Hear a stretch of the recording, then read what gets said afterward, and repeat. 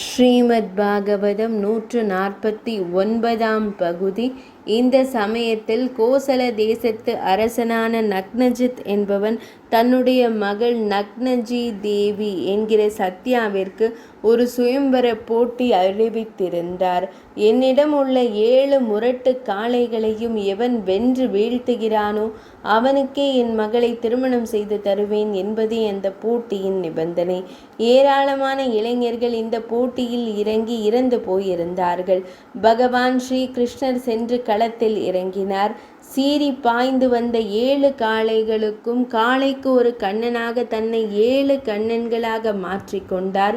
காளைகளின் கொம்பை பிடித்து இழுத்து அலைக்கழித்து அவற்றின் திமில்களை பிடித்து அழுத்தி எல்லா காளைகளையும் அடக்கினார்.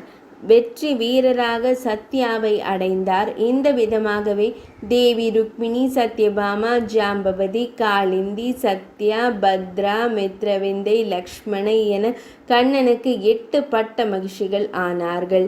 எல்லா மனைவிகளையுமே சரிசமமாக நேசித்த கண்ணன் அவர்களோடு இன்பமாக காலம் கழித்தார். ஆனால் அவதார நாயகனான பரமாத்மா மனைவி, குடும்பம், குழந்தைகள் என்று அப்படியே இருந்துவிட முடியுமா என்ன? அவரை நாடி ஏதாவது ஒரு அழைப்பு, எங்கிருந்தாவது ஒரு அபயக்குரல் என்று வந்து கொண்டேதான் இருந்தது.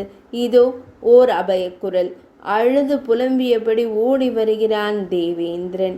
கோவிந்தா, கோபாலா, முகுந்தா, காப்பாற்றுங்கள், காத்தருளுங்கள் என்று கதறுகிறான். என்ன ஆயிற்று தேவேந்திரா?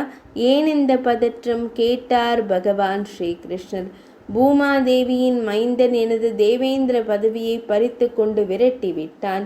தேவர்களையும் ரிஷிகளையும் துன்புறுத்துகிறான். அவனுடைய கொடுமை தாங்க இயலவில்லை. நீங்கள்தான் என்னை காப்பாற்ற வேண்டும் பிரபு, கண்ணீருடன் வேண்டினான் தேவேந்திரன். ஆபத் பாந்தவன் அப்போதே புறப்பட்டார்.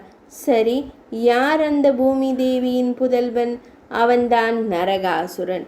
149ஆம் பகுதி இனிதே நிறைவடைந்தது.